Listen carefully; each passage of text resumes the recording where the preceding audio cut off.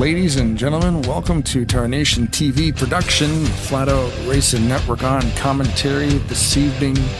Season number 68 has begun at RollingThunderGaming.com. The series you are watching tonight is the Talladega Challenge Series. 68 seasons is a lot of seasons. And we're happy to be here doing it because last season, number 67, was absolutely phenomenal. I couldn't believe every week in and week out, some of the best racing we've ever seen. So I'm sure this one will be no different. Full field again tonight. Of course, we had to have knockout qualifying as is tradition on Thursday. But without further ado, of course, my name is Blaine Donlan, joined by Kyle Matthews and Seth Cole. Yeah, and I mean, Blaine, I'll tell you what, this has been an incredible week to lead up to tonight. Season 68 in full swing across all the different weekly series run here for RTG. An incredible caution-free Texas race that came down to pit strategy and fuel and tires and everything you can think of on Monday night. This past Wednesday night, incredible short track racing under the lights at Evergreen Speedway, and on Tuesday nights in full swing points paying season for iRacing as well here for RTG, and they're capping it off here tonight with one of the, as you said, one of the most exciting seasons that we had last season. They're looking to try and top that here in season 68. The parity is unmatched here on Thursday nights. Last season, only 3 drivers managed to get back to victory lane. There were so many drivers that were able to find victory circle during the course of the regular season into the playoffs. And also interesting, the fact that coming into this season, we have a back-to-back champion in Chuck McClure, but his way of getting to those 2 respective championships were entirely different. He ended up winning the first race of the season back in season 66 to get into the playoffs. He didn't have a single win during the regular season one season ago and had to win during the playoffs to get into the Final Four. So it's going to be interesting to see what these drivers do here tonight as far as their first step towards that championship. And I can tell you this, Blake, I went out there for about 15, 20 minutes during practice. There were about maybe a dozen or more drivers out there, and the antics that were being got up to there, you could see that these guys were out there just having fun, trying to get all the tension jiggled out of their system, I guess you could say, in preparation for this race, because they know full field tonight. Drivers again had to be turned away, weren't able to qualify. This is going to be a wild one, and just about everybody in the field, I think, are going to be in the mentality of bring home the checkered flag or bring home the steering wheel. We could be in for a very aggressive race here tonight, much similar to what we've seen in seasons past. It's race number 1, like we always talk about it. It's a big deal because if you can win a race, you lock yourself into the playoffs. And, you know, coming out here and doing it in the first race is a pretty cool little bonus. You know, you get that weight off your shoulders right away, and you can just kind of have some fun the rest of the way, you know, through this thing, which lasts, I do believe, 14 weeks. Yeah, pressure, if you can alleviate that, it's huge for a driver to be able to do something like that. Last season, it was Brian Schilling that was able to get that early checkered flag and then be able to, not necessarily points race, but race a little less in jeopardy, I guess you could say, for the remainder of the regular season. We'll see who is going to be able to get that golden ticket into the playoffs here tonight with this first victory of season 68. Drivers are lined up on pit road, getting ready for 66 laps of racing in tonight's season opener, and Dylan Young making his first start of his career here on Thursday nights. He had to qualify in as one of the go or go home drivers, qualified his way in on speed. He's going to have the front row alongside of Robert Breedlove, Graham McDonald, Bernie Mobbs. There could be row number 2. Row 3, Craig Hagley, and the defending champion, back-to-back season champion, Chuck McClure. Good starting track position for him tonight on the outside of row 3. Ulysses Sandoval and Milt Surratt. They're row 4 with your top 10 completed by Tim Nofsker and Rodney Sullins. Tim Anderson and Glenn Harris, they're back in row 6. Row 7, Ken Roberts and Brian Lovell. Ken Roberts, by the way, 1 week ago won the Super Speedway All-Star race. Same mod, same track as they're running here tonight, so squirrel that away. Jeremy Jeffries and David Little, they're in row 8. Row 9, Jason Scheck, new number this season, alongside of the defending winner of the season opener from 1 season ago, Brian Schilling, and your top 20 completed with Doug Hulick and Dennis McCarthy. John Godfrey, Bobby Farrell, they're back in row 11. Grant Wesley and Michael Norman in row 12. Row 13 finds Billy Elliser and Robert Spring, with row 14, Richard Martin and Terry Bombard. Your top 30 will be completed with Denny Carroll and Mark Paglia. Back in row 16 finds Mike Mangialardi, and the winner of the last Tally Challenge race, the season finale 1 season ago, Joe DeSpirito. Row 17 will be Randy Waugh and Josh Metallic. Row 18, Donnie Garrett, Greg Lovell. Kelly Causey and Bob Seminara back in row 19, and your final row to complete the final 40-car field here tonight, Rod Weston, Tarnation TV broadcaster, along with Cody Lamas. Yeah, Rod got Rodney Sullins to paint him up a Jägermeister car. And he goes, man, I don't know if I'm going to be able to qualify for this thing, but it looks like he did. And because it's his first time running here on a Thursday in a while, they've probably asked him to start near the back. But either way, you know, Rod knows his way around this game too, so that's cool. He's coming out here. And if you've ever watched a Tarnation TV broadcast, Rod Weston hates super speedways. So here we go. Well, here tonight, much like Dylan Young, going to get some good super speedway experience. This was a big reason why Dylan wanted to participate in this series, get a little bit better at super speedway racing. We're better to do it here than with the Talladega Challenge Series drivers. 66 laps of racing. Only one driver can take the checkers, but 40 of them will take the green. Season 68 of the Talladega Challenge Series is officially underway. Amazing how season after season after season, it's just nowhere to fit on this grid. You know, knockout qualifying on a Thursday night. It's a work night, you know, but a lot of people come out and want to run here. And they put up the numbers consistently all the time.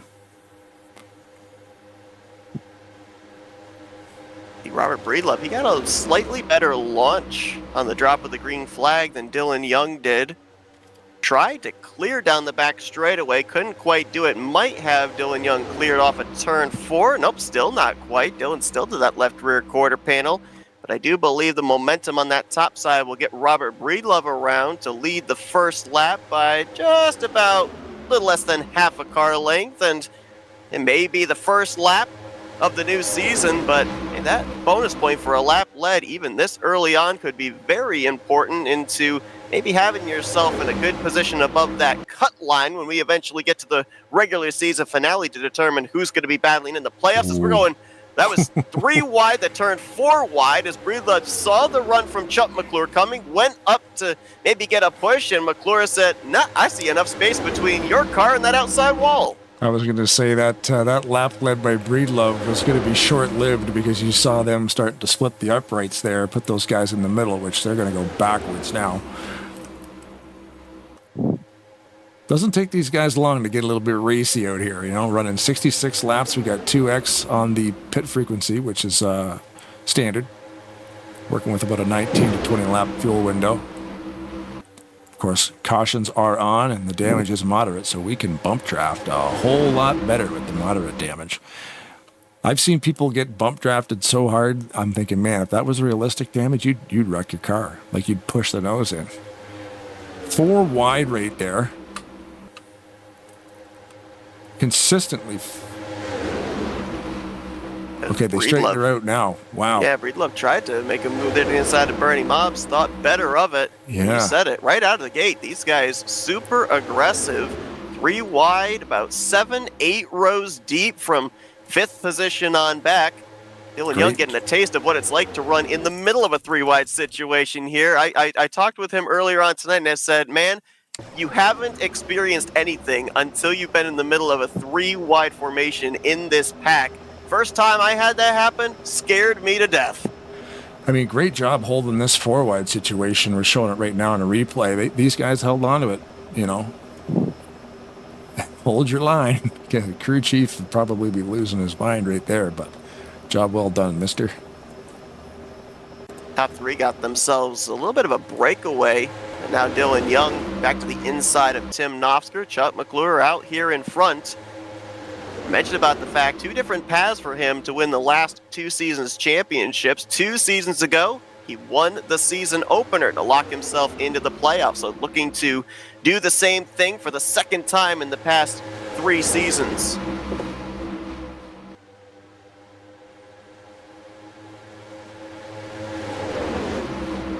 Lots of familiar paint schemes out there, but a couple of pretty cool-looking new ones, too. I mean, I can't see Chuck changing his because that thing seemed to be pretty good luck last season. What did he do, win 3? I think he won 3 races. What did 4? Let me double check. He won... No, he only won 1 race. It was that race. It was that race during the first round of the second, or the first race of the second round of the playoffs that locked him into the final 4. Who was the multi-winner? Because we had someone win 2 or 3. We had Grant Wesley win 3, Donnie Garrett and Tim Knopfsker each won 2. Oh, wow, big wreck. Oh, we got 1 up and over. I think that was Dennis McCarthy in the Jeff Gordon throwback. And Rodney Sullins is up and over as well.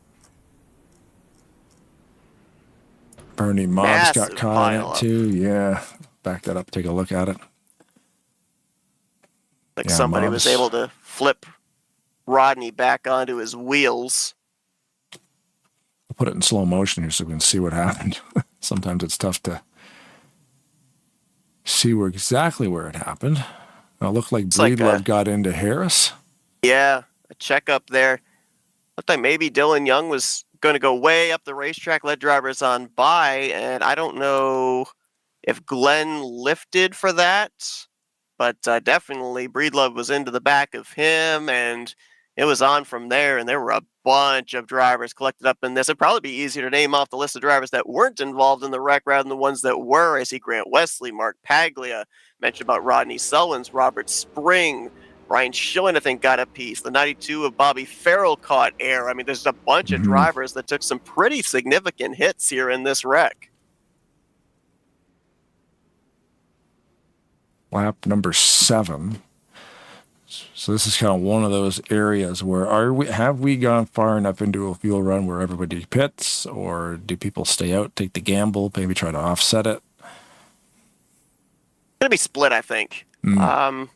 If we were talking about 2 to 3 laps in, I think you would see most everybody stay out. But normally when we get around 6 to 7 to 8 laps into a run, there'll be those handful of drivers that will actually keep the track position. Second half of the field will come down pit road. If we were past lap 10, I'd say more than likely we'd see everybody on pit lane. But who knows? We'll see here. I mean, it does pose an interesting question, because if we were to run this race the entire way green flag, then on the next to last pit stop, they would find themselves 6 laps short on fuel. So right here, yeah, they're all going to come down for the most part. I think this is not really surprising, because now they know that they can make it the rest of the way on 2 more pit stops.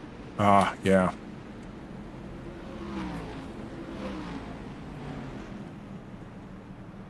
Ronnie Sullins sent me the link to those cool new pit boxes. That looks pretty sweet. You mentioned about the new paint schemes here this season. Jason Scheck featuring not only that, but a brand new number as well, moving from the 81 over to the number 12. Main and tail sponsor. I'm trying to rack my brain. I know Kyle would know what the throwback is, what driver that's a throwback to. Kyle's having some technical problems right now, so we'll hopefully get him in here before this race concludes. But not difficult to find that number 12 machine out there in the racetrack. Pretty flashy scheme.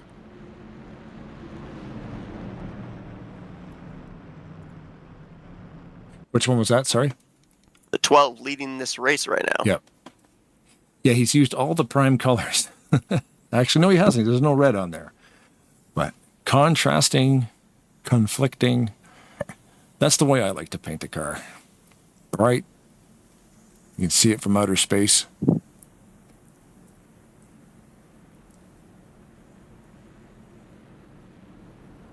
Try to see if I can find exactly. It's a 1995 throwback. Trying to see who it's a throwback to.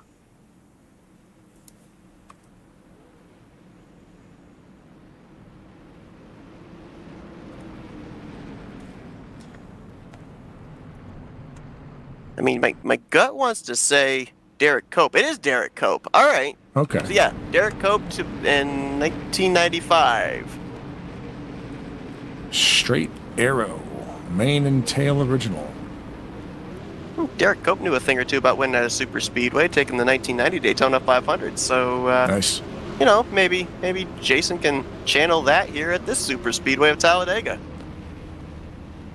And if you can't do it today, he's got a whole bunch of racing left. Like 14 weeks they do this, so. Yeah, I do think this is actually going to be one of those occasions where they will get to run all 15 races, 9 regular season races and 6 playoff races. We've had sometimes 14 races, sometimes 13 races when holidays and events fall on a Thursday night. But I believe this is going to be a season where we're going to get all 15 races in a row.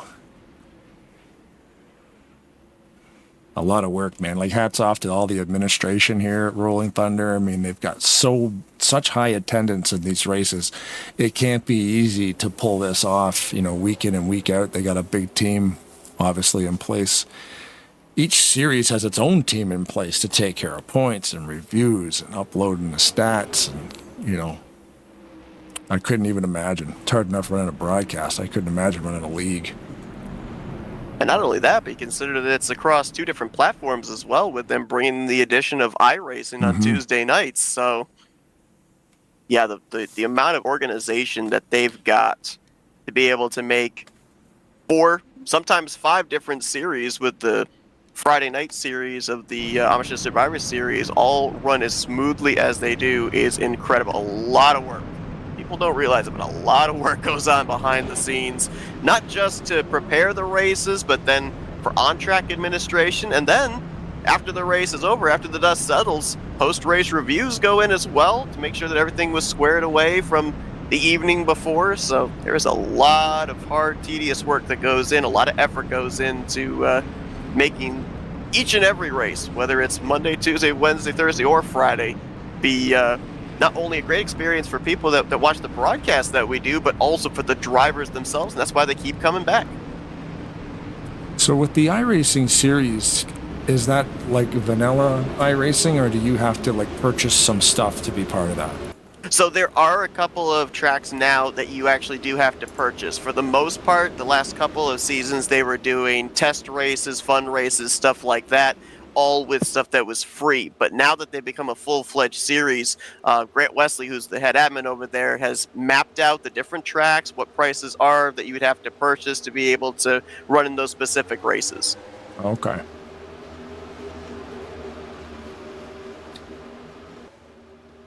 Back green here. Lap 10 on the board. These drivers should be good to make it the rest of the way on 2 more trips to pit road. Chuck McClure with help from Tim Knopsker on that inside line. Mentioned about that 55 of Ken Roberts. We ended up getting a little bit of insider information last week when he ended up winning the Super Speedway All-Star Race for 2026. He says, I'm going to be here Thursday nights full-time running for the championship. Last couple of seasons, we've kind of seen him on a part-time basis. And with that momentum of the All-Star Race win 1 week ago, he might be a potential favorite coming into tonight's season opener. And that's the great thing about this series too. Anybody can do it. We've already seen how many lead changes. We've got 1, 2, 3, 4, 5 lead changes already, I think.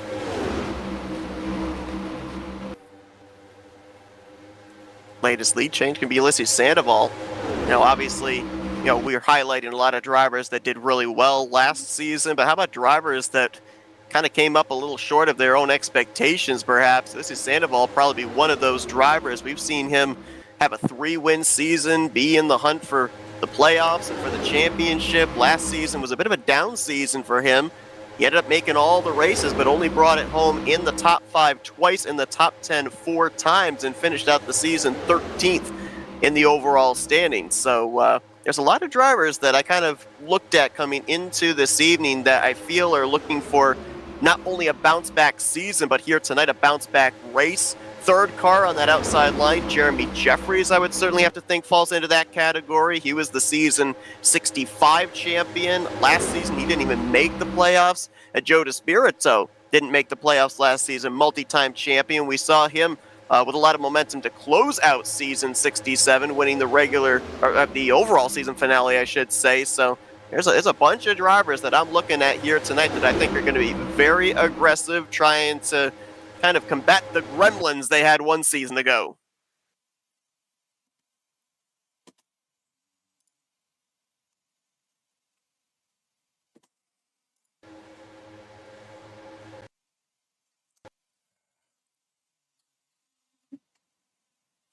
Three wide for the lead.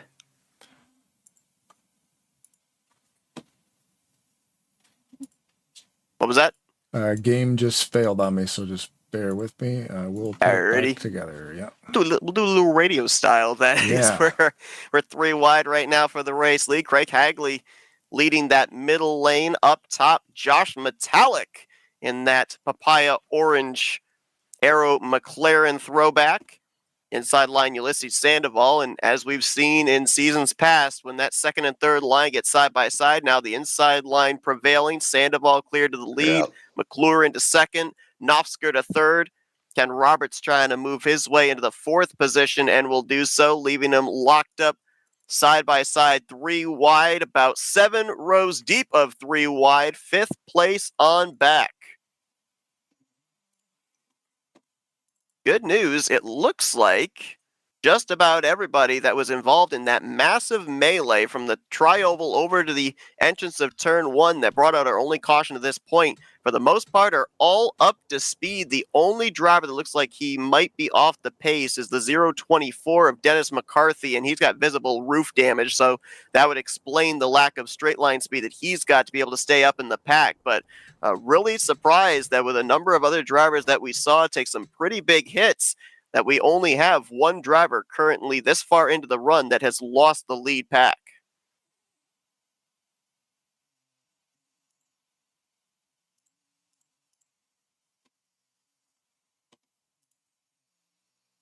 And all those drivers that got cleared on the inside line, now they've moved up to the middle line. Ulysses Sandoval leading the inside line, third lane back there, still trying to get something going. It's like Grant Wesley going to be the leader of that contingency, the only 3-time winner from last season. Drivers to your... All 4 of the drivers that were a part of the run for the championship one season ago in the field here tonight, 2 of them out in front. McClure and Knopfsker. Wesley, as mentioned, leading that third line. Donnie Garrett kind of chilling at the back right now. Scoring last time by and had him in the 33rd position. I think he's just kind of in ride mode for the moment. And Jeremy Jeffries is now going to pull down in front of Ulysses Sandoval on that inside line.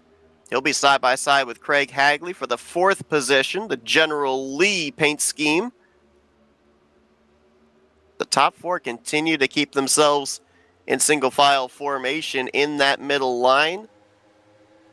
Chuck McClure up to this point has led 7 of the completed 15 laps. Did I just see somebody disappear?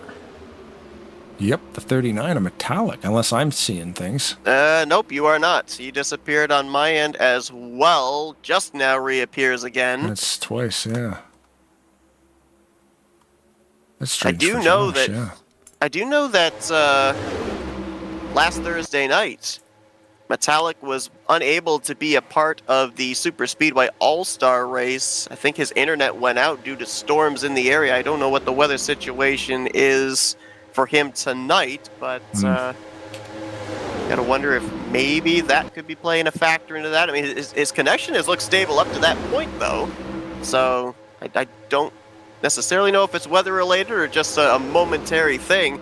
Driver who knows a thing or two about blinking on and off, Chuck McClure, we saw him do that multiple times last season over the course of a few weeks race after race, but was able to keep himself out of trouble. Ultimately was able to bring home the championship. So a little blink doesn't hurt anything. As long as everybody is aware of it, gives you the space necessary for it to settle out. Yeah, when they see it happen, these guys are pretty good at giving space to everybody involved. Just trying to make, I can't get the lap counter to work here. I don't know what's going on. Working on it.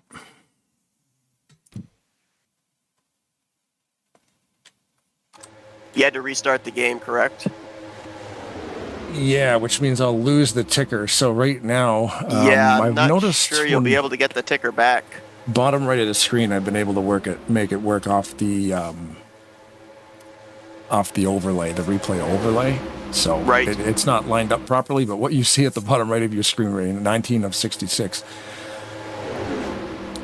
That'll work. That's I've run into that situation before too, because unfortunately, for people that don't know, normally when that happens, you have to restart the ticker, and even if you restart the ticker, then you have to restart OBS, and that would mean we would go off the air if we did that. So it's a catch-22. And I find with the ticker that I'm using, when it comes back, it just goes to zeros. Like it'll just say like the laps don't count anymore for some reason. I don't know why that happens. But like right now my ticker is saying checkered flag. So I can turn it on, but it's just going to say laps complete. It doesn't say anything. But then my backup ticker, which is what you're seeing down on the bottom right, is usually in a much better, more convenient spot. But I noticed that with the new computer, everything is in a little bit of a different spot. I don't know why. I still run 1080p graphics, but the UI in the game must have got bigger. I don't understand why that happens, but all these little tiny things are going on my list of tweaks. So that's a temporary fix. We'll make it work next year, yeah. Or next week. I don't know. I think the technology gremlins are out this evening, because you're having that problem on your end. Kyle was having issues getting into Discord. And he's still not back. The last message I got from him, he said he was trying to get in, and I have not heard anything since. And then for the first time in a long time, my feed keeps wanting to occasionally tank down to about 7 frames per second. So I don't know what's going on here this evening. Something or somebody wants to interfere with our broadcast. Yeah, because I'm usually pretty consistently 100 to 140 frames per second in this, but it's actually dipping down sometimes around 30, which is strange. Like you can see it kind of stalling every once in a while, which is really weird. So yeah, I don't know. Something's going on. Something's happening. Yeah. We'll blame the universe, the entire universe. Technology may not be cooperating, but the racing has been really good here. Still continuous side-by-side, third place on back. Ken Roberts, Craig Hagley, Richard Martin, the first 3 cars on that outside line. And look at the momentum they gained down the back straightaway. Roberts was side-by-side with Tim Anderson out of turn 2. He's now already alongside of Chuck McClure for the race lead as they get ready to exit out of turn 4.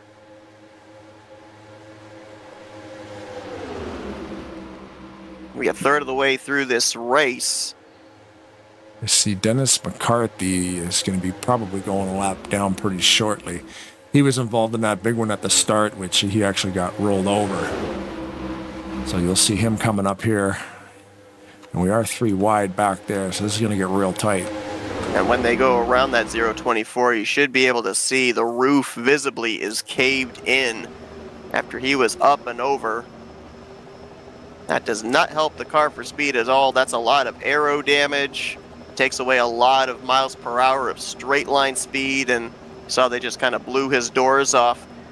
And you're probably wondering, well, if the car is that off the pace, then why is he still out there? Well, folks, they have an owner's point system here, especially at the beginning of the season. The top 25 drivers in points at the end of last season are guaranteed to make the first 3 races.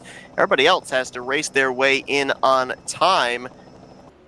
And so you want to make sure you're above that cut line after race 3, so that way if we have, which we ended up last season, I think outside of 2 races, having full fields and go or go home qualifying, if you're above that cut line, you're locked into the field. But if you're below that cut line, you got to race your way in on speed. So maybe one of the things we don't talk a whole lot about on a weekly basis, but it is something that drivers that are down hovering around that position in the point standings think about every single week. The goal is to get up above that cut line so that way they are secured that they're going to race every Thursday night. And that happens in the first 3 races. The first 3 races are based off of last season's top 25 in points. Oh, okay. Race 4 onward goes off of this season's points. Oh, trouble! Oh, Denny my Carroll goodness. just got spun around. Now we've got others involved there. Billy Elliser, Yeah. Robert Spring, I got Robert Red Breedlove as Cargo. well collected up. I just Young is barely in there. caught the tail end of that. I'm gonna speculate it looked like maybe bumper grab, maybe there was a bump in the corner, but it almost looked like potential bumper grab. Denny Carroll off of Greg Lovell. That's unofficial. That's just what I think I saw there, but I think I corner saw. wrecks are tough to avoid. I'm amazed we only had about a half dozen drivers involved in that. Yeah, there was no, well, I guess we're going to go back and look at it, but yeah, it looked like everybody behind there was able to kind of check up and sort of let it happen. I believe I went too far. See if I can find the point of impact here. So it wasn't necessarily bumper grab. It was a massive checkup on the inside line. It might have started maybe with the 33 of Tim Anderson, back to Sandoval, back to Brian Lovell, back to Greg Lovell, back to Denny Carroll. I mean, they were just all wadded up on that inside line. We see that all the time at super speedways, and unfortunately the checkup just accordions back. Bobby Farrell tags the 41 from behind up into the 21 of Randy Waugh. Glenn Harris collected up in that as well. And then a few other drivers in that also. Yeah, no, I think there was a lot of, in the first wreck, I believe there was a lot more damage caused. Yes. This is just a lot of bumping and sliding, so hopefully these guys are okay. I'd be a little concerned about the 21 of Randy Waugh because that was hood first, nose first up into the outside wall. I'm not certain about any of the other drivers. It looks like for the most part, all those other drivers involved should be okay.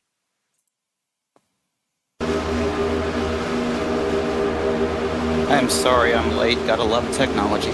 No, trust me, something's in the air tonight, Kyle. I don't know what it is. It's hitting us on all fronts. Blaine had his feed go down.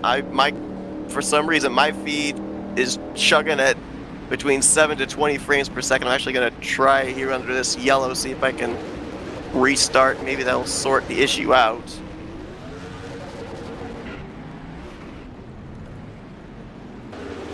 It's a night of perseverance, I guess we could say. We always seem to get it up there, but it doesn't look pretty right now, but yeah. I'm not even going to bother with my free cam, drone cam thing. I don't want to press my luck. Look, I don't know how much you've seen so far, if anything, but the unthinkable happened, something I predicted. What would that be? D Young got the pole. Oh my. And is currently running in 32nd. Yeah, we saw him coming down pit road, having that #1 pit stall. Looks like Rod's going to stay out, get himself a lap lead here. Yep. Focused One of on those the drivers that 19. would fall into that category of trying to get into the top 30 in points. Every point could be important towards that, so I like this call. I think he stayed out an extra lap under the first caution. The problem for him was, though, a couple of drivers stayed out ahead of him, so he wasn't able to get the lap lead. This time he officially does.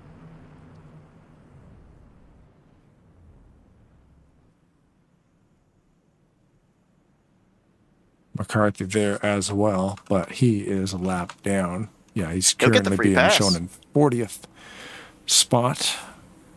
Yeah, the only car a lap down, yep.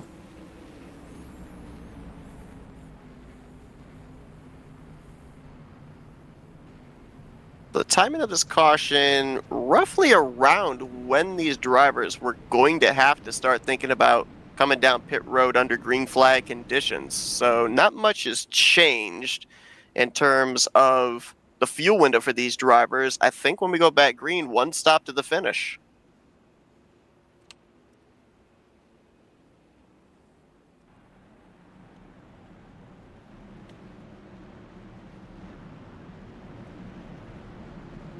Currently the fastest car on the track, Jeremy Jeffries, 200.8 mile an hour with a 47.639 on the time card. And Jeremy started this race from the 15th position. So normally when we end up seeing those flyer laps, it's a driver that starts closer to the rear of the field, gets that massive tow from the rest of the cars in front of him. And Jeremy had worked his way up into the top 5 prior to the yellows. So pretty unusual that we end up seeing a driver score the fastest lap of the overall race when they're as close as Jeremy's been to the front of the field so far tonight.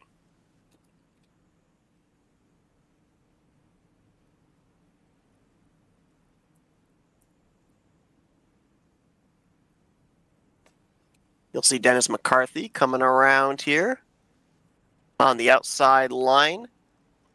Get his lap back, which will put all 40 drivers back on the same lap as the new race leader, Craig Hagley, in the 82 car. Craig Hagley last season, I believe he didn't run all the races. I believe he ran on a part-time schedule. I'm going to see where he finished out last season in points. Yeah, he was 49th in points, only made 3 of the 14 races one season ago, so looking good here. Hopefully we see him running full time. Tim Knopfsker lined up to his outside, then Jeremy Jeffries, Richard Martin, Ulysses Sandoval going to be the top 5. Joe DeSpirito will line up 6th, Grant Wesley in 7th, Ken Roberts in 8th position with Bob Seminara, and Brian Schilling going to be the top 10 when we go back green. Lights should go out on the pace car this time by. Benjamin Snyder in the YouTube chat here on the Tarnation TV side of things. Who's in the booth, he asks. Well, it's Kyle Matthews, Seth Cole, and me.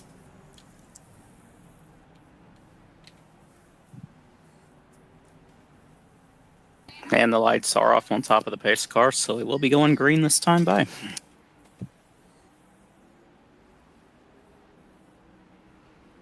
Second restart. So far, only 2 caution flags here as we're about to enter into the second half of this race. Again, only 1 more pit stop these drivers should have to make to see them through to the end of this race. More than likely, we'll see that pit stop somewhere around between laps 46 to 48. Should we trend green in that direction, that should be within the window to get them to the checkered flag.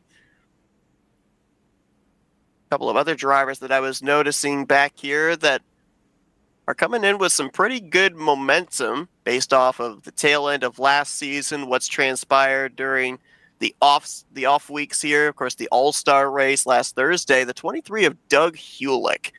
If there's a driver that's kind of under the radar to keep an eye on this season, I think it would be him, just based off of what happened in the All-Star race. He had to qualify his way in through the Open, was able to get through, I think it was 3 or 4 different wrecks on the final lap to snipe the 3rd and final transfer spot, and then made good on that, finished runner-up in the overall All-Star race. So he found something there that night, and that might transfer over here on a regular basis here in season 68. He's up here on the outside of row 7 in the 14th position, so keep an eye on him during the course of this race.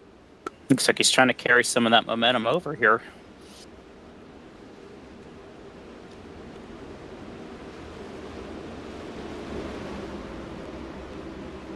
This car makes the turn onto pit road. Lap 29 will be complete. Lap 30 will go up on the board. It's the Dark Horse Mustang of Craig Hagley that'll bring us to the green. Waiting on the flagman there. Ooh, a little late display to that green. Everybody back second, third, fourth row were trying to anticipate it there. And it kind of accordioned up a little bit. Yeah, Tim Knopsker on the outside actually led that lap because of that stack up, but it's like Craig Hagley's gotten it going now on the bottom. He's got Jeremy Jeffries right behind him, giving it a good push. It's funny how it sometimes the green comes out different spots. Or it feels like it does. I don't know how that actually works, but it is weird sometimes. Like, why is he not pulling the flag out? Sometimes it depends on the maintaining of the pace speed of the race leader. There have been occasions where, of course, they do the random qualifying draw where a broadcast account starts on the pole position. And for some reason, the game doesn't register the fact that the pole sitter did not get onto the grid, and it will actually throw the green flag right at the start-finish line. Drivers have to prepare for a super late display of the green flag. So, yeah, it's interesting sometimes the timing of when the flagman actually does display the green, and of course everybody wants their respective lanes to get that advantage going into turn one. So that's why we end up seeing sometimes the stack-ups just after they cross the start-finish line. I think that may have affected how that restart went right there. Usually a lot of times the race leader will jump up to that second groove immediately on the restart. But we saw Craig Hagley stick to the bottom, and it worked out well for him. But now Ulysses Sandoval getting a good run on the outside with help from Tim Knopsker. A couple of drivers I noticed under that caution period. Kelly Causey ended up coming off of pit road in a pretty high position. Chuck McClure, of course, was up there at the front when the yellow flag was displayed. Those two came down pit road, gave up a lot of track position to top off the fuel tank. What do they know that we don't? Whoa! There's a wreck. Ken Roberts got sent up into, I believe that was Brian Schilling, and the back straightaway is littered with spinning cars. They're still piling in.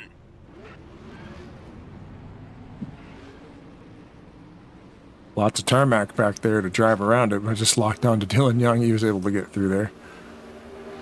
They were 3 wide, and I forget who exactly it was, but it looked like a couple cars bounced off each other, and that's all it took to get this thing started. Yeah, I saw Josh Metallic in the vicinity as well. Ken Roberts was the car that went around, and then I think he went up and clipped the left rear of Brian Schilling. Looks like that bumper grab, maybe? Maybe, or maybe just an uneven bump? Between the 28 and the 39, I think they were the cars that got together initially. Yeah, they're so close coming out of that turn. Just bottlenecked everybody up. Yeah, and then it shot Metallic out. Yep. Your stream ended there on Discord. The technology problems continue. My game just crashed, so I'll try and bring that up here in a minute.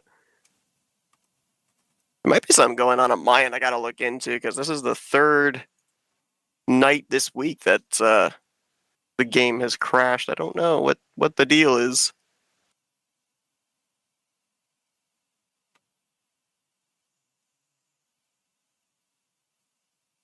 Yeah, your game has crashed. My entire computer was lagging there for about a half hour before the race started. That was great timing on that.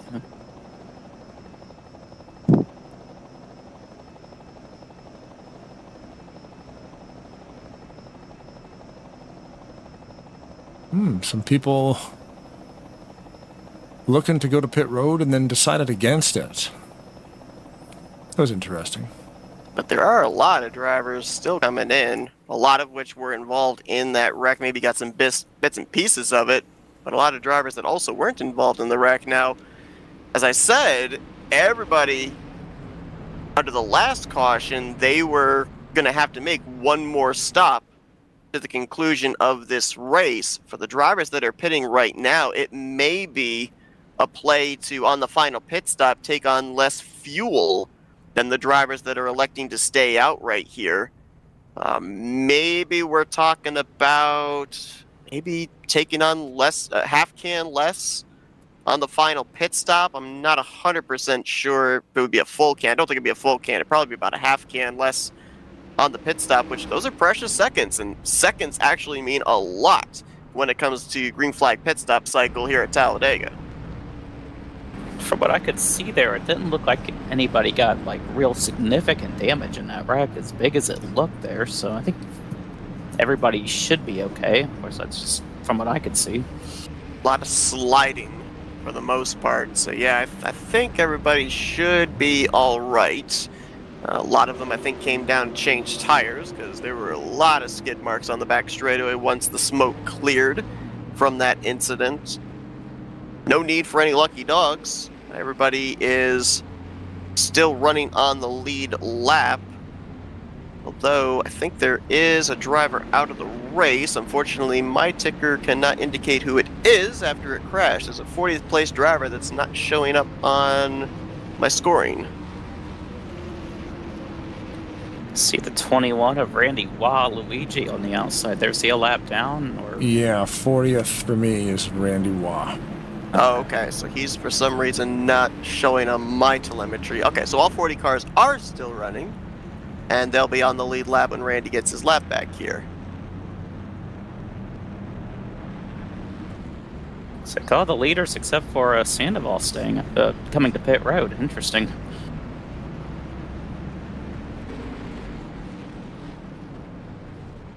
But we've seen in the past that Ulysses isn't afraid to try some different pit strategy than everybody else, so can't say I'm too surprised by this. Now, talked to him Monday night when he ended up finishing podium in the Bare Bones Racing Series at Texas, and he says that's one of the things that he does is save fuel.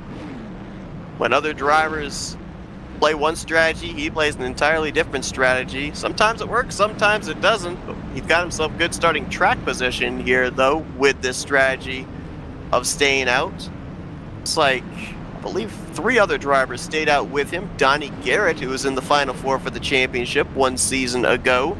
David Little in the Emoco throwback there, and then Kelly Causey in the 00. Remember, he topped off the fuel tank at 1 to green under the last caution period.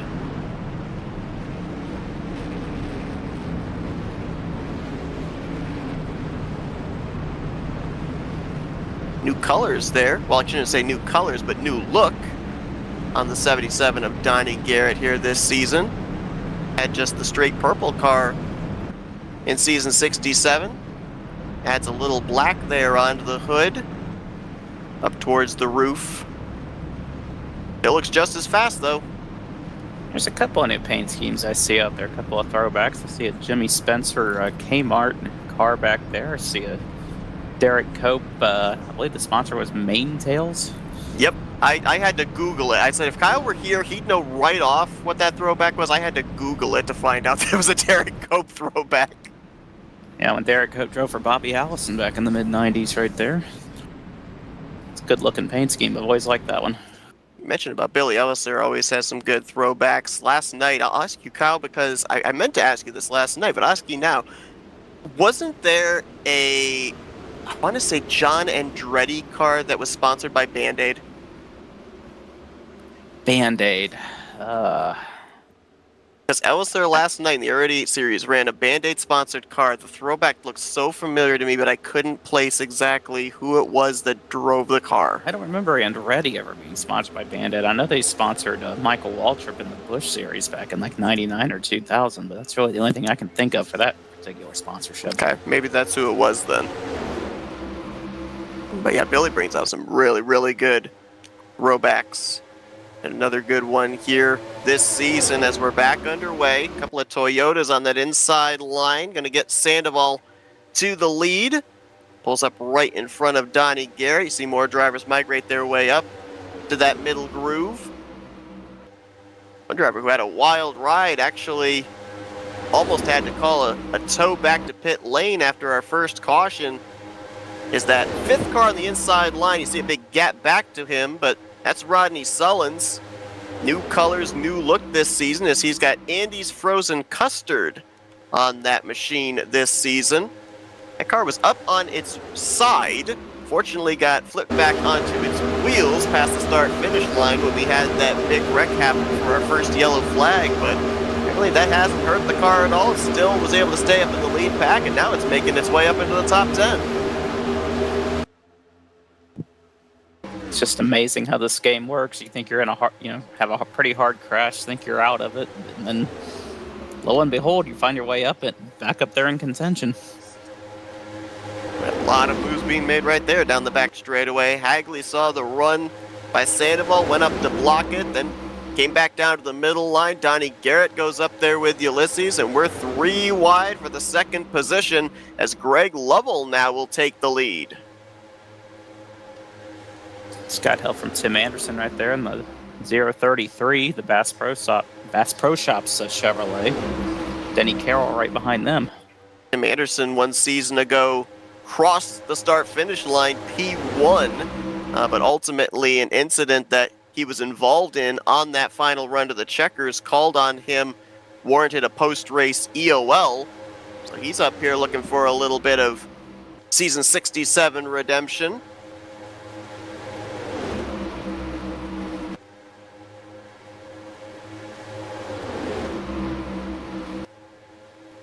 See our 2-time defending series champion Chuck McClure leading a third line on the outside there. John Godfrey right behind him in the 711 car. I've noticed John, I believe he did this as well on his Aero 88 car. We're used to seeing the red and white. Not used to seeing the addition of blue on his race car, but he had it on his Aero 88 machine yesterday evening, has so here on his Tally Challenge car also. I don't know, is there a theme that a color may be faster than another color? Is blue a fast color, maybe? I'm not sure. But can't go wrong with the combination of red, white, and blue, if you ask me. Nope. So Denny Carroll is taking the lead now. Been a nice couple of seasons for Denny Carroll. Back-to-back seasons he's made the playoffs. Season 66, it was via his first checkered flag. Last season, consistency pointed his way into the playoffs. Well, and he was involved in one of the wrecks back there too, and now he's up here leading this deal. He was in that stack-up wreck going into turn 1. Mm-hmm. The way he made the playoffs, you can say the same thing about the guy right behind him, Ulysses Sandoval. Very consistent last season. Didn't win a race, surprisingly enough, but was consistent enough to make it into the playoffs and made it to... forget how far he made it in there, but I know he made it into the playoffs. He made it in the playoffs. He got eliminated in the first round. Okay. Is there any format changes? Because I know that after every season they vote on stuff, random qualifying. Obviously the mod is the same because we're still running the 2019 Monster Energy stuff. As far as I'm aware, everything is still the status quo as it was in season 67. The one thing I will be interested to see, we saw them toy with the idea last season where the final 4 drivers started the last 2 races at the very rear of the field. I don't know if they've made that a permanent thing or not. I know that they tested it out last season because Tim Knopfsker was his brainchild and he was part of the final 4, so he was willing to be one of the guinea pigs. But I don't know if they made that a permanent thing here for season 68 or not. There's so many layers to the series too. Like, okay, we just come out and we race. If you get on their forums and you read the rule book, man, and all the stuff that they vote on, drivers are invited after every season finishes to have that big vote. What mod are we going to use? You know, how are we going to run the qualifying? And then tons of other rule changes coming and going. And it's evolved so much over the years. And you and I talked earlier, Blaine, about the organization that RTG puts into these series. And to that point, I can say this from an administration position. With the rule book that they've got, it's a lot of reading, but it covers all the gray areas. And especially here in a super speedway series, it is so easy if you miss out on explaining just one minute detail for a driver. You may not expect the incident ever to happen, but invariably it's going to happen. And a driver may say, well, you didn't cover this in your rulebook. Nope. RTG's got all the bases covered for all the different scenarios when and if they occur. Because you can imagine when you start a league or a series, you're going to have a pretty basic rule book. But then as you move through the years and you move through the seasons, stuff's going to happen and you're going to have to address it and you're going to have to make a rule out of it. So the rules slowly grow and grow and grow. So now they're at the point now, I mean, here we are in season 68, there's probably stuff out there that's not in there yet, but I'm pretty sure most of it's covered by now. Oh, yeah.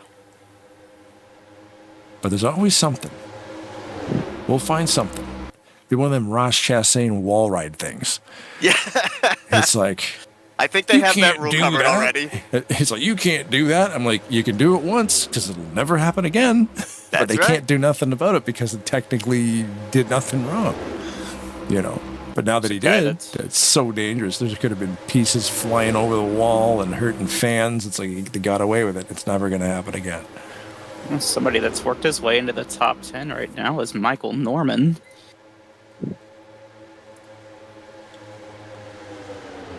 We normally have seen Michael last season running the Cletus McFarland Kinetic sponsored race car. But he's now got the Mr. Sam's, I'm trying to remember what the sponsor is. Mr. Sam's Spray Wax, I believe, is the sponsor. It's the scheme that Cletus McFarland almost ended up winning the ARCA race at Talladega earlier on this year. It's a good looking car there. The guy that painted it did a pretty good job on it. Yeah, I wonder who that was. Okay, it's 4 hours of my life I'll never get back. You're the same as me, eh? Just meticulous perfectionist. Tweaking single pixels that nobody else will ever notice. I think what was the most fun on that scheme? I was like, you know what? Let's make this fully ARCA. So we made the banner and the spoiler yellow and put the Rolling Thunder on them. I thought, yeah, let's go full ARCA car with this thing. And he's got his car right behind one of the best painters in the business, Rodney Sullins. I love that paint scheme. I know that Rodney's had some really cool paint schemes in the past. I don't know what it is about the color combination in that car there, but the red, the blue, the yellow mixed in awesome. with the black of the Black Rifle Coffee, like, my goodness, chef's kiss. That looks completely different than what I'm used to seeing for Rodney Sullins. It's usually something black and white, or black and silver or something, so big change there for him, but that is a good-looking car. Yeah, the only flaw with it is it's a food product. Now I'm hungry. I had macaroni and cheese for dinner. Oh. And the mother-in-law brought over a fresh loaf of bread. My gosh. Mm-hmm. You didn't invite me over. No, I did not. I apologize. Yeah. One time she brought over a loaf of bread fresh out of the oven, and we dummied that whole thing. I made grilled cheese with it. Oh, yes. Take that. Now you're really hungry. Wow. I will have to raid my refrigerator after this broadcast is over. Ulysses still up there, leading her now. Denny looks like he fell back to about third on the inside line. While we were staring at Rodney Sullivan's car, talking about brunch. Third line. Got themselves organized, making forward progress. Question is, once they get up here, does it stall out those two lines, middle and outside? Doug Hewlick leading the charge, but you can already see they haven't even gotten Hewlick up alongside of Craig Hagley, and that inside line is starting to clear itself. The top two are clear. Maybe the third place car of Denny Carroll by the time they get to turn 3. It's so weird. We saw this even back when they were running the Xfinity cars here, where that middle line, that outside line, they can get momentum, but then it stalls out. And the ball's in. Now, we knew he was going to be one of the drivers pitting sooner than everybody else since he stayed under the last caution, but he's not coming alone. Yellow is up. And it must have had someone slide out onto the racing surface. So the cars that were on pit road are good to go on service. These guys are now going to have to wait an extra couple laps because the pits will be closed. Al, I think your microphone's swat open. Interesting, too, because we might see some guys take the penalty if they can't make it on gas another couple miles. Back up here and see what happened. Yeah, I'm not sure what brought this yellow out. Oh! Now I see it. What do you It was got? past the start-finish line. It wasn't anything to do with pit road itself. They were stacked up on the outside line, and just a slightest bump from Dylan Young into the back of Rod Weston sent the 19 around. Okay. Find that.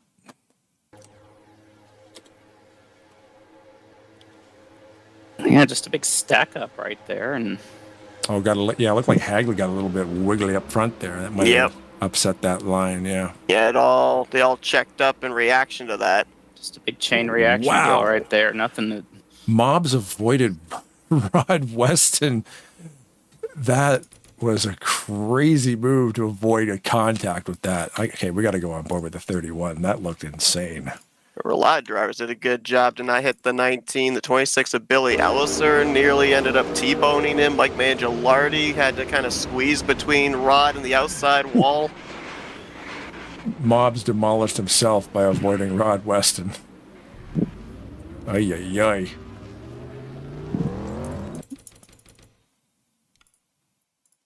I'll tell you, everybody that was on pit road right there, this caution plays right into their favor because they're all going to easily be able to come off of pit lane, still be on the lead lap. They can make it on fuel when everybody else pits. They're going to all cycle up to the front.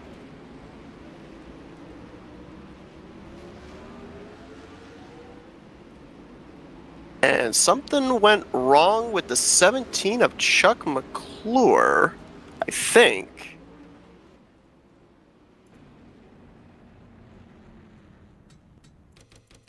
Something's going on with him, yeah. Yeah, I don't know what's going on with him. He was running the apron of the tri-oval. Now he's up against the wall. I'm not sure.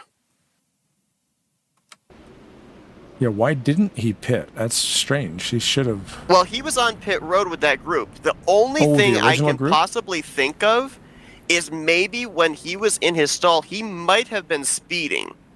And if he was speeding and the caution came out, the game will automatically give you an EOL penalty rather than a black flag. So that might be why he's dropping back behind all the drivers right now that just pit. Right. Yeah, because he's just doing about 66 miles an hour right here, right now. Below the yellow, just letting everybody get around him. So yeah, I would think you're right with that one. But that's not exactly an ideal situation for McClure because we're talking about like 15, 16 laps away from the finish here, and that's a lot of cars you got to pass to get up here and try and get that first win of the season, that secured spot into the playoffs.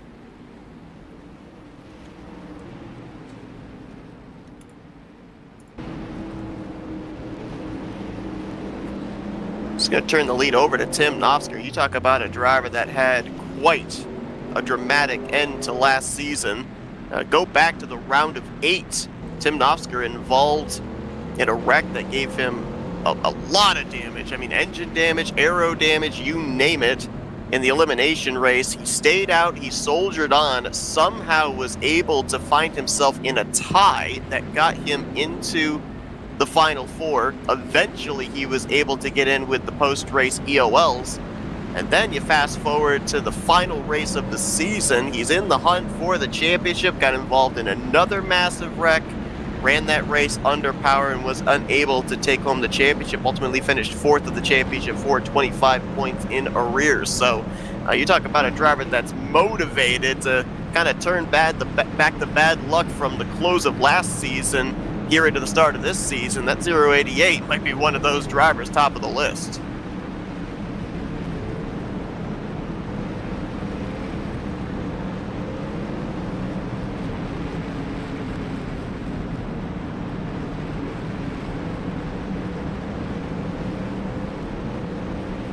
Lights are out on the pace car. We're going to go back green. It will be 15 laps to go officially.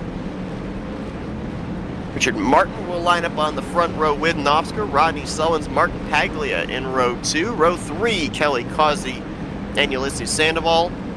And Robert Breedlove, Brian Schilling, Joe DeSpirito, and Tim Anderson are going to be your top 10. Don't think we had anybody a lap down at the time that caution came out, so we didn't need any lucky dogs. All 40 drivers this far into the race, still running and still on the lead lap. Great to see that after the few massive wrecks that we've had.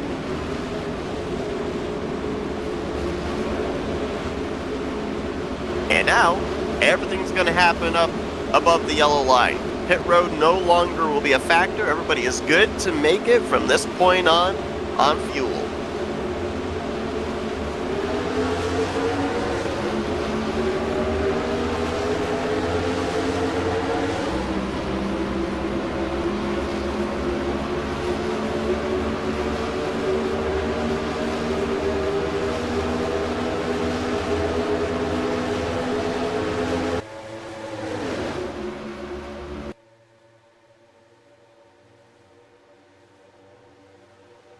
Seeing some shuffle in middle of the field there. Brian Schilling wants to get a third line going.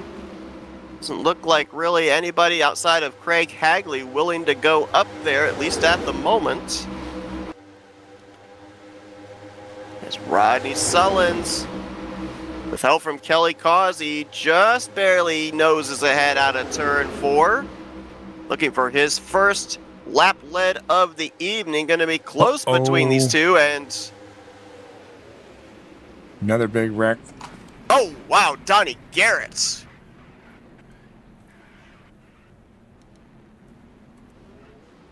Garrett went up and over. That car is smashed on the roof area. Several drivers still trying to get going back here. Bernie Mobbs, Robert Breedlove, Graham McDonald was in this. They raced back with 10 to go? Or 15? I fell out of Discord once you get the chance or stuff. Looking kind. Oh, there we go. Now you've reconnected.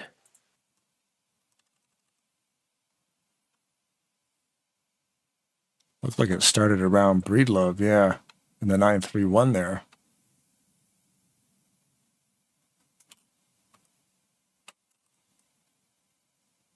You know the old saying, cautions breed cautions. With the fact that we do have all 40 drivers still running, all still in the hunt for this victory, I think we're going to see the aggressive racing continue here on every one of the upcoming restarts. So that is a wild ride for Donnie Garrett.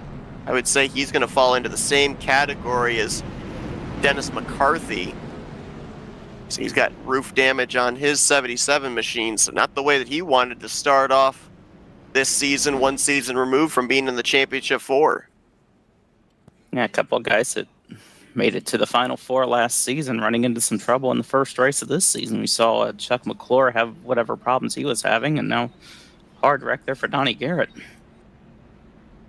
Just plays into that word we were talking about, though, parity.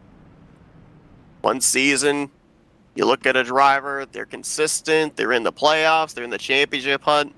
Next season, it's like, what in the world happened? Well, that's super speedway racing for you. Yep. Right place, right time. That's why consistency is so impressive, because it's so hard to do. Seeing how last season went, one thing I learned is never count out Donnie Garrett every time he thought he was out of it. Well, he comes back and wins in the clutch. So, not the way he wanted to start this season, but still can't count him out. What was it, twice last season? He was in must-win situation and delivered. Yep. First time was to make the playoffs. The second time was to get into the Final Four.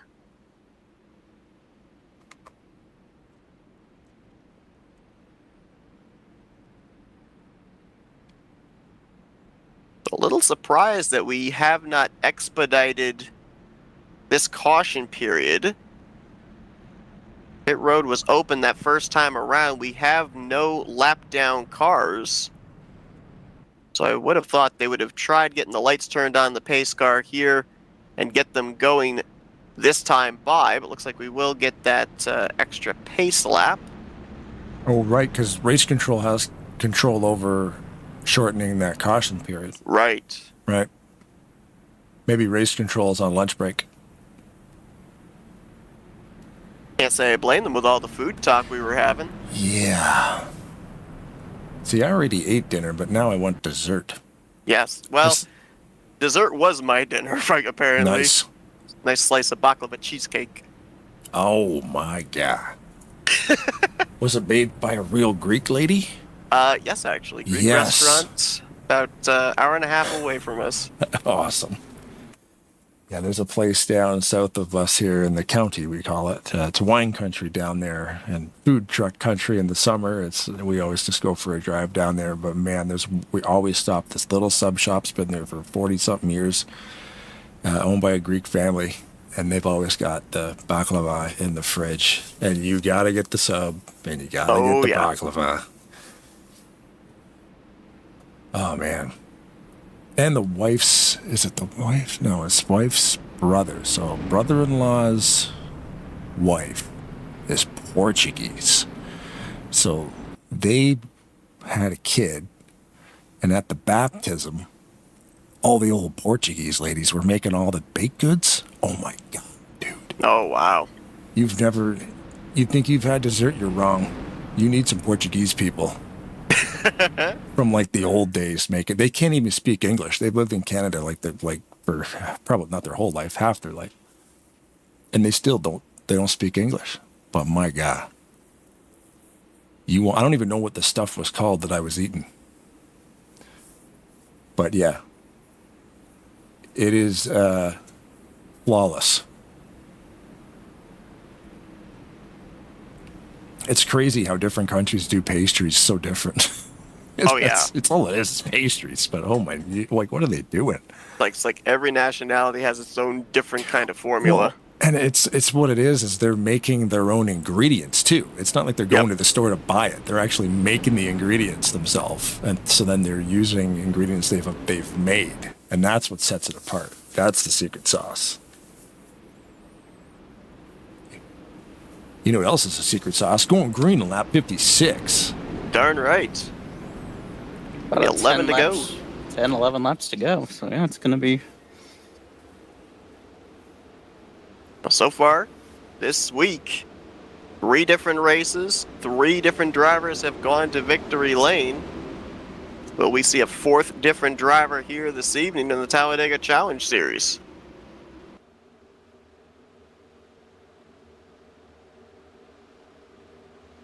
Couple of Chevrolets on the front row, then a Dodge in 3rd, Chevy in 4th, Toyota in the 5th position, and Mark Pagley, the highest running Ford, in 6th as the green flag back in the air. Tim Knopfsker, who was a 2-time winner last season, looking to claim the first victory here of season 68. And if anything happens from now to the finish, it's a race back situation. Oscar tried to move to the outside there, but that's doesn't really have the drafting help he was looking for. That's going to open the door for Richard Martin as Mark Paglia and Brian Schilling get together. I don't know if that's even going to bring out a yellow, to be honest. No, we're still green. I saw those cars spin down towards the inside of the yellow line. And race control is not going to throw the yellow for that. Boy, the 4 of Brian Schilling. Looks like that car hit hard back end first to the inside wall.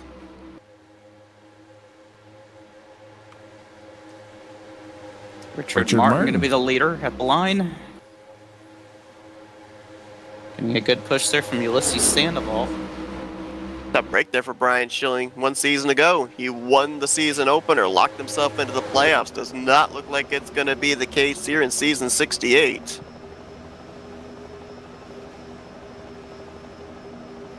Number 2, Brian's the defending winner of the Bracket Challenge. That's going to be starting up in a few weeks. The drivers 1st through 32nd in points will be a part of that Bracket Challenge. That's another thing that these drivers are potentially racing for, to maybe give themselves a higher seed once the bracket begins. Got a 3rd line going there on the outside. Looks like Bob Seminara leading that one. Got 2 or 3 cars behind him. Now he's got a few more.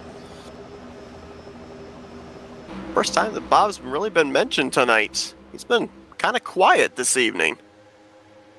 Former winner from last season. Made it into the playoffs, finished 8th in the championship standings. Well, Doug Hewitt jumps up in front of him. Now he's going to lead that outside line. his Seminara teammates with Godfrey? Because the paint schemes look very similar. So, I think unofficially they're teammates. I don't know if they actually are or not, but as long as I can remember, John's been in the 711, Seminara's been in the 712. Their schemes have looked similar.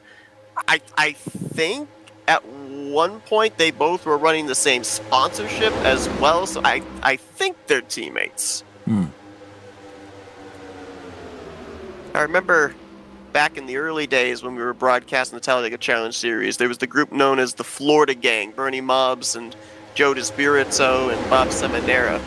John was not listed with that group, but we have seen him work with those race cars before. So I think we would call him an alliance car, maybe. Have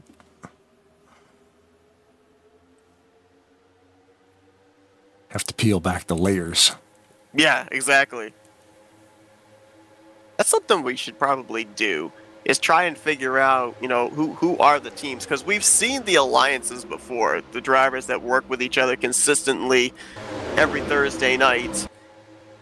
And sometimes we'll hear somebody say, my teammate, but we don't hear it very often. So I don't know if there actually are full-fledged teammates out there on the racetrack, or if it's just basically, I'll work with you, you work with me, and it benefits the both of us.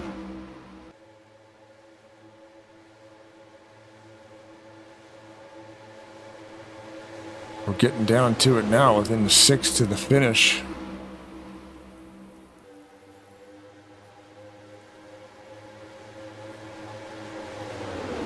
Was going to bring up the fact it might be a good time to start a second line, maybe even a third line, and there we go. Norman leading that one.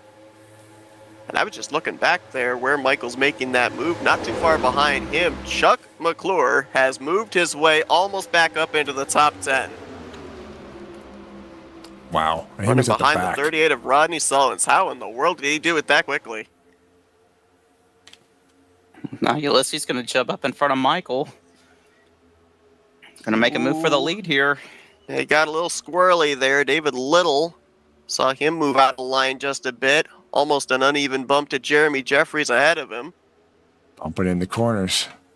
It worked. That's a dangerous thing to do right there, but it is a dangerous thing, yet Brian Schilling was shoving the heck out of me in the corners when we were practicing, so I don't know what to tell you. I don't know if they're actually going to try that or not. Well, Ulysses is going to lead the lap right there. Him and Michael working well together on that middle groove right now. Seminara still up in that third line with Josh Metallic, Terry Bombard trying to make something happen just outside the top 10. Demar gets spun off the nose of Tim Anderson. Again, still green. Now there's a big wreck. Jeremy Jeffries up and over. He's going to fling Greg Lovell into the air. We've got at least a half dozen, maybe more drivers airborne on the back straightaway. David Little was one of those cars that got flung into the air as well. We're still wrecking. That could be the race right there. It could. Ulysses and Norman all by themselves. And then the race for third goes to Nofsker. Caution out. Line hit at 4 to go. We may get back green, but oh my gracious. Yeah, I was frantically trying to find the leaders in that because I know we're racing back, but man, what a wreck. I'm going to take a look at it right now. That's maybe, I mean, we've seen big ones here on Thursday nights, but that might be the most violent big one in recent memory for me. I mean, the fact that we had, like, Terry caught air, Denny Carroll went up and over. When it happens from the front row, right, it's probably going to collect everyone, and that's exactly what happened. Absolutely crazy. I mean, Jeremy Jeffries came down on top of Greg Lovell. The two cars kind of morphed together. It flung Greg up into the air.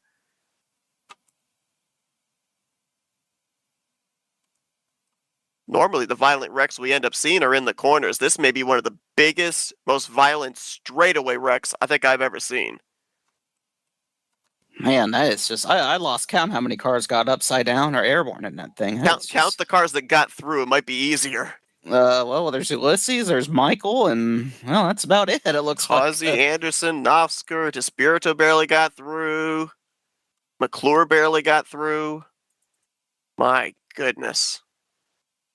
Now, what caused this is what I couldn't quite... Yeah, I feel like that the initial contact that spun the 43 of Richard Martin out might have been the precursor. And it might have stacked them up afterwards. So Anderson, I think, is going to make a late tap into the back bumper of Martin off of turn 2. And then after that, yeah, so Nofsker is shoving the back of Greg Lovell. Lovell doesn't have the bumper lined up with Tim Anderson, so he's trying to back off. Meanwhile, Nofsker is getting pushed from behind, and it just stacks them up there. The bumpers just were not evenly lined up.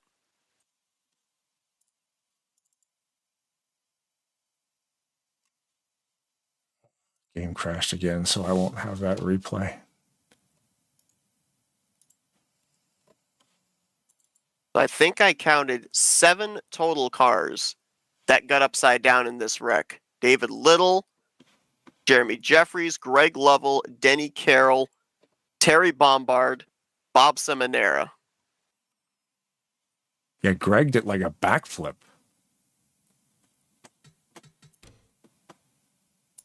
And there were a lot of drivers just kind of got squeezed in that too. Cody Lamas, a lot of damage. Grant Wesley, a lot of damage. Like Randy Waugh. Drivers to your car. Because my Jason game Sheck went into out, the won't be able to drivers look that at got up replay. and over, actually. I didn't see that throwback got into it.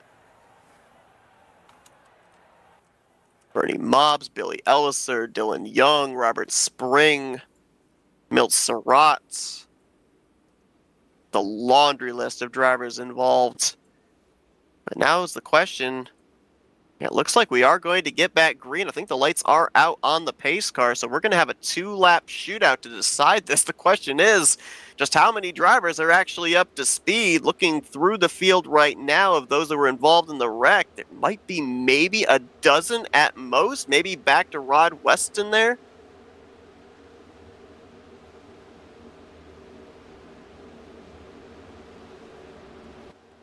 Well, at this point, the next flag is going to end the race, whether it be the caution or the white flag. Let's do Sandoval looking for his first win of the season. Former winner here on Thursday nights, Michael Norman looking for his first. Green flag back in the air, green-white checkered to close out the season opener of Season 68 of the Talladega Challenge Series.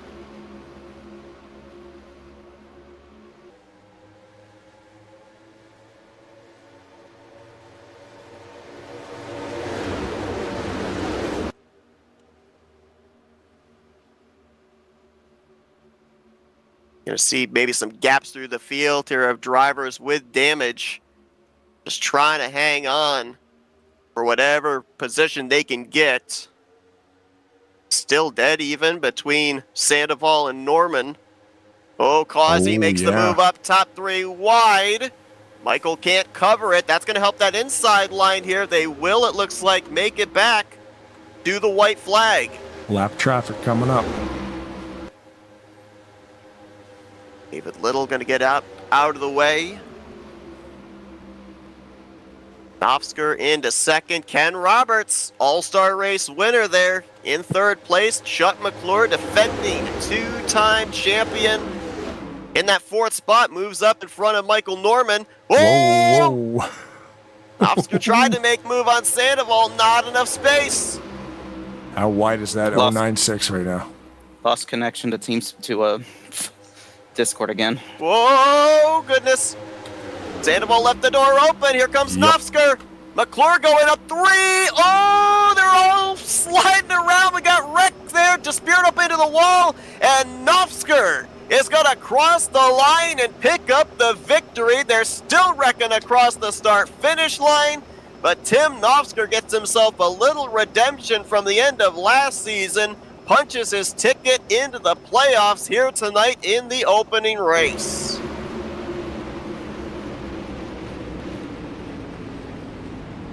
Man, what a finish. And Sandoval ended up getting third, just barely.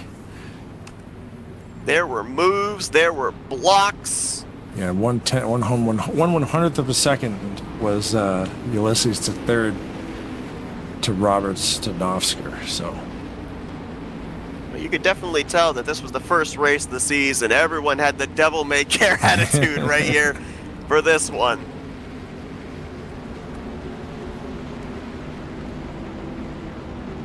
Wow. And we talked about that sense of relief that you have for the remainder of the regular season. Now all you need to do is just make sure you maintain above 20th in the standings to be a part of the festivities in the postseason. And it kind of alleviates the pressure for you to maybe be a little bit more aggressive the remainder of the races going forward until the playoffs begin. I have been baited.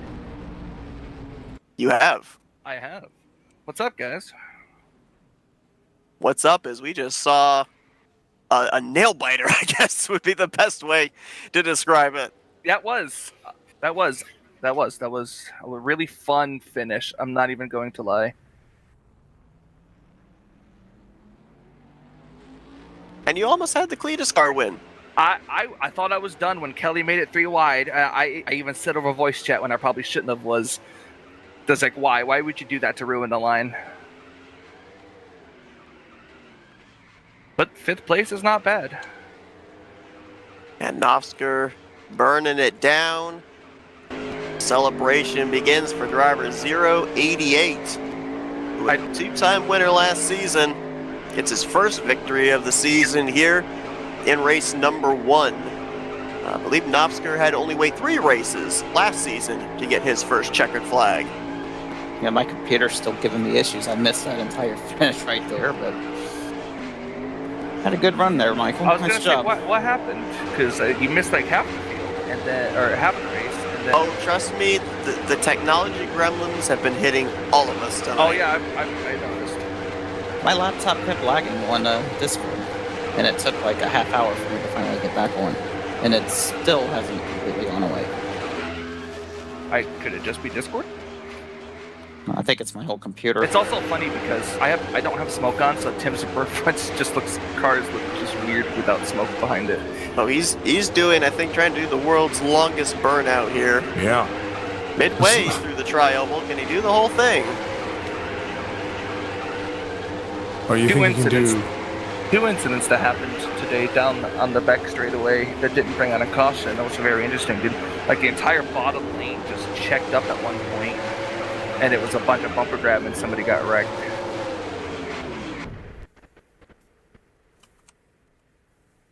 Oh, I think the engine died on him. He almost got the whole tri-oval. Finish? 25th. Oh, I see him. Okay. Dylan finished ahead of him, so. You know what? We should interview Dylan at some point just because of that. We should. I got a glimpse of his car. I am disappointed that he didn't have something on there. And well, it was a there is a reason for that. Minute. It's a car thrown together last minute. Okay. So. Now let's see if we can dial up the podium finishers here on the evening. As he was leading us to the white flag, ultimately brings it home in the 3rd position. Let's dial up Ulysses Sandoval. Hey, Ulysses, the guys up here in the broadcast booth, you got a copy? Hey, I'll tell you what, we saw you, first off, early on in this race, play a little bit of strategy in terms of fuel. Got a timely caution that cycled you back up to the front of the field, and then you're leading us here to what was looking like going to be the final green flag of the evening. A lot of blocks being made there, a lot of moves being made there. You and Tim Novsker in a bit of a cat and mouse those final couple of laps. Ultimately, though, able to bring it home in the 3rd position. Talk to me about that and trying to play defense here, because I mentioned it before you guys even took the green. It seemed like everybody here tonight all had that Andy Jankowiak mentality. They're bringing home the trophy or the steering wheel, and you got to keep that thundering herd in the rearview mirror for 2 laps. That wasn't a strategy about fuel. I just forgot. I just forgot that it was the last lap, and I saw, why is everybody going down? Since I died, I forgot. You're not supposed to admit that. You're supposed to be like, that was a big brain moment on my part. All right. That was a strategy strategy because I knew we're gonna have a I knew we were gonna pit early and it's gonna help us. No, actually, I forgot. So I was stuck. Yeah, I had to pit early. I was forced to pit early, not because I wanted to, it's because I had to. And even still, when that caution came out, I took more fuel than anybody else. All the people that was behind me that pitted with me came out in front of me. And yeah, I wish I could have gotten that win, but I feel like I still need to get along with everybody and push, because if I'm expected to push somebody, I expect people to push me. Tonight wasn't the case, so I need to start practicing pushing with others. I was really aggressive on those restarts. I almost wrecked a few people because Team Wrecking Ball, Garland and I, Josh and I, even Michael and I, we're very rough with each other. Javier and I were rough with each other. We pushed the Cody out of it because I remember a Cody pulled away from the field when I pushed it once because I gave him the biggest push I ever given in my life. So I was on that mentality on the last restart. I almost wrecked him by accident. I almost wrecked Aglia. Good thing that wasn't the case. And I really got desperate, or when when I'm not in control, I get desperate. On that last restart, I didn't know where to go. If I was gonna go to the outside lane, if that lane was gonna work, because the last few times it didn't work. So it was guessing most of the time, reacting to my instincts. If I feel I gotta pull up, just do it. Don't think about it. Don't think it twice, thrice. And that's what I did on the last lap. I follow my instincts. Do they have to go down, up? I got a block, and at the end of the day, I got outrun by Team Nafsker because he pulled the move, and my tires were just too old for me to turn them early. So he already had his nose there. So I'm not gonna block him and make this thing worse. He had me, and he came out on top.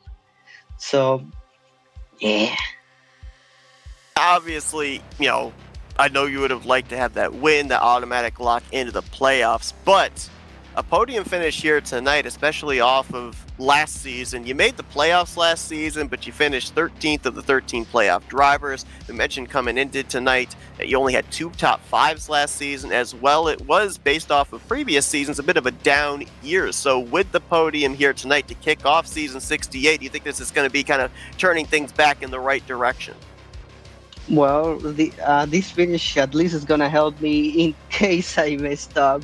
I tend to mess up a lot because as you saw on Monday, I had like 4 5 5 mistakes on Monday. I didn't get to practice. I restarted in the back. I overshoot my stall the first time by, and I still came out. I overshoot my stall, and then next time I missed pit road and I did a monkey flip type of hot pit, and so I also got into people. So yeah, I made a lot of mistakes. So I'm glad that today was my at least a good night, a lucky night. I'm glad that I at least have points to recover in case something bad happens, because it will happen. So, yeah. Well, definitely some valuable points gained here tonight for sure.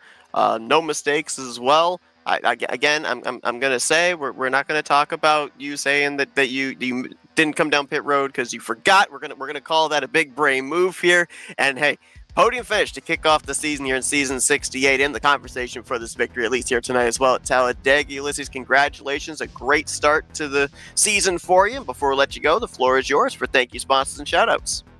All right. My mastermind wants to deliver a big shout out to all Team Wrecking Ball who participated tonight. Today we have Dylan Young, a friend of ours of NCRA, who joined and raced over here for the first time.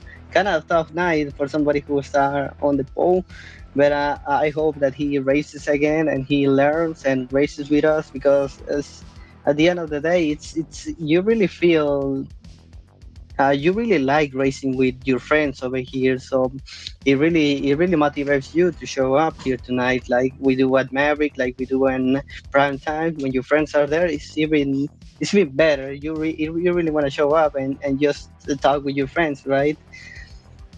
Including you, Michael, and you said. I'm glad to see you for another night, and I guess we'll see you next time. That was good. That's Ulysses Sandoval, third place here tonight in the season opener of the Talladega Challenge Series. Congratulations on the great run. Hopefully this is a sign of good things to come in the following weeks. Thank you. See you guys next time. Let's see, Sandoval, P3 here this evening, highest finishing of the Toyotas. Top two positions go to Chevrolets. Let's dial up tonight's runner-up finisher, Ken Roberts. Hey, Ken, it's the guys up here in the broadcast booth. You got a copy? Yes, I do. Hey, man, last week, all-star race, same mod, same track. You went to victory lane. You said you're running full-time this season. Great way to kick off season 68, bringing it home P2. I know you would have wanted that one position better. They were jostling for position up there in front of you. Did you see maybe any kind of path, any type of move that maybe you could have taken and maybe been able to get around all of them as they were battling? Yeah, there for a little bit. I thought they were going to all wipe out and just, be able to walk one in, but they stayed together, and I really needed to stay behind somebody. I had a little bit of front end damage from a previous wreck, so I really needed somebody in front of me to keep the speed. So the whole time I was really just going to follow Tim, wherever he went. But when him and Ulysses got to dancing, I kind of backed off and let him figure it out. And yeah, I'll take a second place. Start the season. Looked like everybody here tonight was pretty amped up. Obviously, 0 points on the board, an opportunity to maybe lock yourself this early on the season into a playoff spot. Saw a lot of wrecks. You mentioned yourself involved in one. How difficult was it here tonight to kind of manage figuring out when and if the trouble would break out? Because it seemed like for the most part this evening, there wasn't a point you could look in this field and not see some three-wide battle. Normally it's a point in the race. We see a bit of a lull, but it didn't seem like there was any lull here tonight in all of the laps that we ran green. Yeah, Rodney said at the beginning that they were going to do halfway points. So that really threw a wrench into stuff. What it did is, because it happened under caution, it kind of inverted the field. So because the guys stayed out, got their stage points, then they went in and pitted. So the guys in the back went to the front, the guys in the front went to the back. So it really kind of really moved things around. And then, the guys in the back, they're shuffling back up to the front. And so, yeah, a lot of movement tonight, a lot of aggressive driving. You didn't see a lot of the single file stuff. So, yeah, it was a little exciting for tonight. Well, it made it exciting for us up here in the booth for sure. A wild way to kick off season 68 here in the Talladega Challenge Series, and just kind of whets our appetite for what's still to come starting next Thursday night. But Ken, a great start to the season for you. Some really valuable points and finishing second place here tonight. Maybe we get that one position better next week. But before we let you go, the floor is yours for thank you, sponsors, and shoutouts. Yeah, I'd like to thank you guys for doing the broadcast. I can't wait to go back and watch it.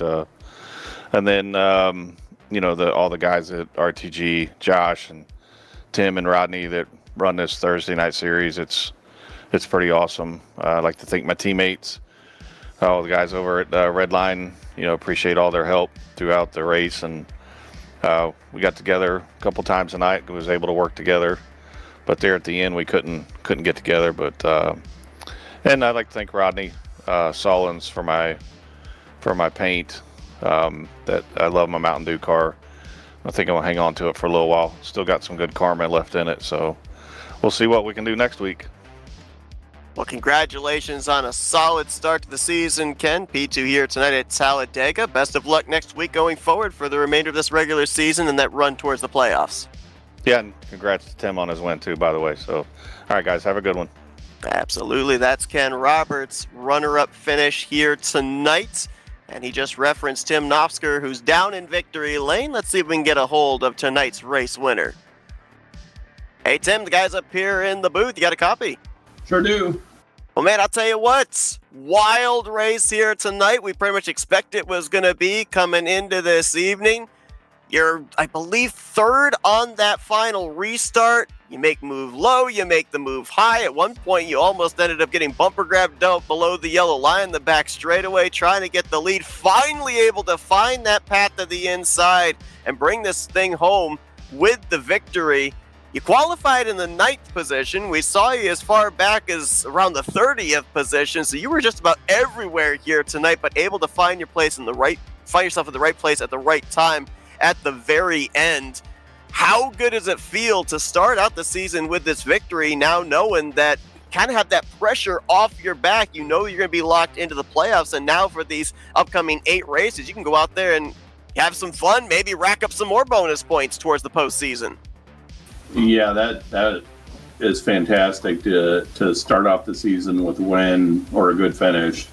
You know, when we have our off season before we start another season, it seems like that first race back, everybody's chomping at the bit, and because they missed race in a couple weeks, and yeah, it was a wild race. Caught a few breaks. Got lucky. Seemed like I was with Ken Roberts a lot of the night. He's a great pusher, just fantastic racer altogether, and he gave me some good shots. And you know, there's some other guys I worked with the 82 early, and yeah, I got to work with a lot of guys that don't normally work with tonight, and of course the usual suspects like Chuck. I run around him for a little bit. But yeah, it was a fantastic race, and I was a little bit worried when I made that last move. The 096 tried to come down and cover it, and I'm not sure I could have got out of the way. So I'm glad he didn't drive it all the way to the line. We mentioned that last season took you 3 races to find victory lane. Here this season, you're in victory lane in the first race of the season and securing yourself a spot in the playoffs. I do have to ask, last season, you're in the hunt for the title, in the Final Four. That final race, you get involved in a wreck, car's damaged off the pace, you're not able to compete for the championship. How much did that kind of occupy the back of your mind as you were crossing the start-finish line here tonight, and kind of the fact that I got a little bit of revenge from the end of season 67? Well, you know, anytime, I mean, you guys know how hard it is to win a race here. I mean, the level of competition, anyone could win any Thursday night. So it's hard enough to win a race, let alone to make it to the Final Four and then not have a chance to race for it. So that's heartbreaking. I don't care how many seasons and races you do, when you get to that point with this group, it's heartbreaking. So yeah, I was maybe seeking out a little redemption. I made some bold moves and made some bad moves, but yeah, right there, to be there right there at the end, I was going to at least take a shot at it. Well, Tim, obviously a great run for you here tonight. A lot of boxes checked off this early on in the season, and now 8 races to be able to build off of that as you get ready to run for a championship, lock yourself into the playoffs. Going to be a lot of fun to keep an eye on this 088 going forward. See if maybe you can rack up some more victories before we end up getting to that playoff cutoff race. But congratulations on the victory tonight. We'll let you get back to your celebrating here in a moment. First, we're going to turn things over to you for victory lane. Thank you, sponsors, and shout-outs. All right. As always, thank you guys for putting on such a great show, covering everything spotlessly. I'd like to thank Prime, Shaq, all the guys that Jeremy does a ton of work around here. So thank those guys. Thank Josh and Rodney, my co-admins on Thursday. They do such a great job. Probably busier than me for sure. And other than that, just that's about it tonight. Well, Tim, once again, congratulations on the first victory of the season here. Go enjoy this win. Best of luck next week as we continue the remainder of this regular season to push towards the playoffs. All right. Thank you, guys. Tim Nofsker, your winner here tonight at the Talladega Super Speedway. And while on all fronts, technology may have let us down, the drivers certainly did not. What a thrilling start to the season here for the Talladega Challenge Series. And I would normally say that, you know, now they've got it out of their systems, that amped up energy that they had here after having those couple of weeks off. Now that may have dissipated after they finally have gotten 66 laps under their belt. But if we go back to the last couple of seasons, race 2 was just about as crazy as race 1. So if people are expecting to see maybe a little bit calmer of a race next week, I'm not sure we're going to get that. Yeah, I don't think we're going to get that either. I mean, we have the new season finally underway. Everyone is still chomping at the bit to get out there and race and try to lock themselves into the playoffs. So I expect the next couple of races to not, I don't want to say will be a wreck fest or anything, but I think there will be a lot of aggression early on so far. And I think that aggression as well might be in part, as we just heard. I didn't actually see this posted, and that's my fault. Apparently, we've now heard that there are stage points that are handed out to the top 10. I attempted to tell Kyle that, but I think I had my mic muted when I whispered him, unless he was having issues. Yeah, at halfway, they award the top 10 points. So that's something that we'll have to keep an eye on going forward, and I think that makes things even more interesting in terms of us maybe seeing more aggression out of the drivers around that portion of the race. I agree. That's why you saw those people stay out there in that one caution and the back half of the field come in. It makes sense now. I wasn't sure what was going on at that point, but now, in retrospect, with there being stage points handed out, it makes complete sense of those drivers playing that strategy. So that will be something to keep an eye on going forward here for sure. Points being handed out at the halfway point, as well as the overall points to get handed out at the conclusion of the race. But man, what a thriller here tonight. What an incredible week this has been with the season openers of the respective weekly series here for Rolling Thunder Gaming, and what an exclamation point to cap it off. Cannot wait to see what this season will bring, but Tim Nofsker is the first one to claim that golden ticket into the playoffs as he takes the checkered flag in tonight's season opener at the Talladega Super Speedway. Thank you all for joining us here this evening. Be sure to join us right back here next Thursday night, 9 p.m. Eastern Standard Time, for the continuation of Season 68 of the RTG Talladega Challenge Series. The Bracket Challenge going to be starting up in a few weeks here as well, and certainly can expect that we're probably going to see a full field 1 week from tonight. But for Kyle Matthews, Blaine Donlin, I'm Seth Cole. Thanks for joining us here tonight. We'll see you guys next week as you've been watching another broadcast courtesy of the Flat Out Racing Network and Tarnation TV. How dare you forget about me?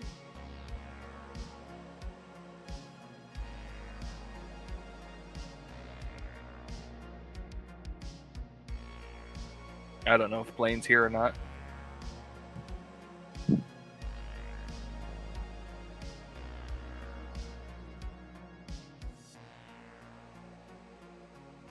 Blaine.